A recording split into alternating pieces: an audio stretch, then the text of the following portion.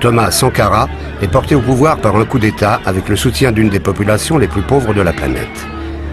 Derrière une tenue de militaire et un discours marxisant, l'Afrique se découvre un chef d'État jeune, dynamique et innovant qui met ses idées avant-gardistes au service de ses concitoyens. Thomas Sankara rebaptise son pays le Burkina Faso, qui signifie littéralement le pays des hommes intègres. Peu à peu, Sankara sort le pays de la misère, parvient à l'autosuffisance alimentaire, mais se heurte à la France, qui veut garder le contrôle de ses anciennes colonies et cherche par tous les moyens à éviter que les idées de Thomas Sankara ne se propagent dans l'ensemble de la région. La France ne comprend pas l'Afrique et il est grand temps qu'elle la comprenne. Qui ici ne souhaite pas que la dette soit purement et simplement effacée? Celui qui ne le souhaite pas, il peut sortir, prendre son avion et aller tout de suite à la Banque mondiale payer. Tous nous souhaitons. Thomas Sankara est attaqué par ceux qui, au nord comme au sud de la planète, profitent financièrement d'une Afrique en retard. Il sera trahi par son plus proche collaborateur, Blaise Compaoré, soutenu par des puissances étrangères. Assassiné pour ses idées, Thomas Sankara est devenu pour la jeunesse africaine d'aujourd'hui le Tché africain. Pour le grand combat patriotique, pour l'avenir radieux de notre pays, la patrie ou la mort, nous vaincrons.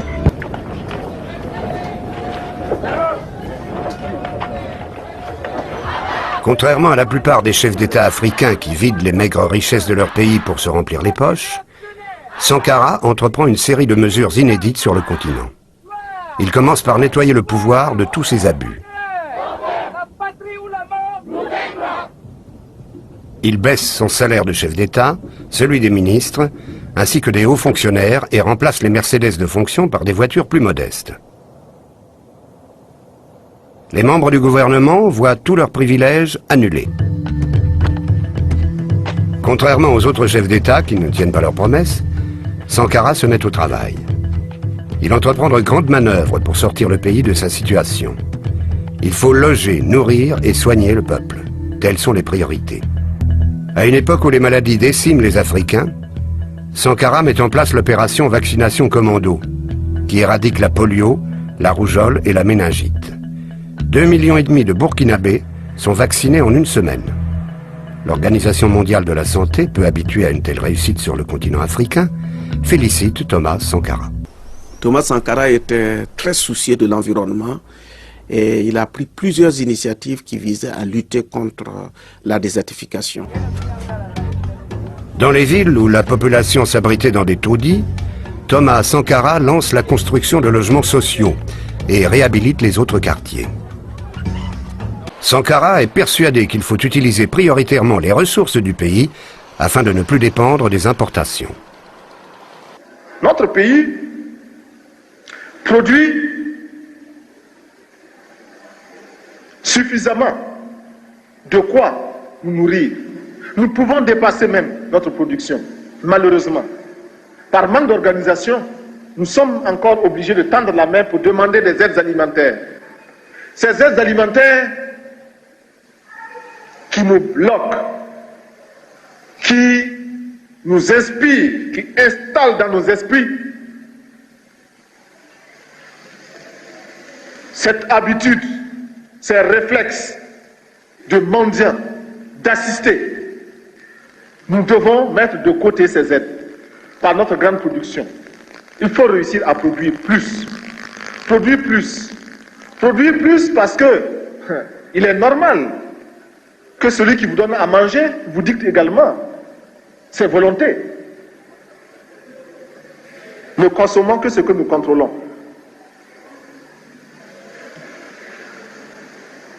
Il y en a qui demandent mais où se trouve l'impérialisme? L'impérialisme, regardez dans vos assiettes, quand vous mangez les grains de riz, de maïs, de mil importés, c'est ça l'impérialisme, n'allez pas plus loin. N'allons pas plus loin. Il a vaincu la faim, il a fait que le Burkina, en 4 ans, est devenu alimentairement autosuffisant.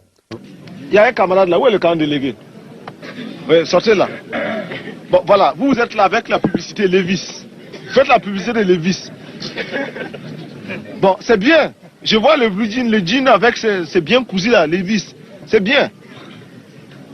Mais ça c'est américain, vous voyez même c'est marqué en bas San Francisco. C'est écrit San Francisco. Qu'est-ce que vous voulez qu'on fasse? Comment on va faire? Pour relancer la production du coton local, il lance la mode du fasso d'Anfani, habit traditionnel que tout fonctionnaire de l'État a le devoir de porter. En 1983, alors que Sankara est à peine arrivé au pouvoir, le sommet de Vittel réunit le président François Mitterrand et des chefs d'État de pays africains dont la majorité a été décolonisée au début des années 60.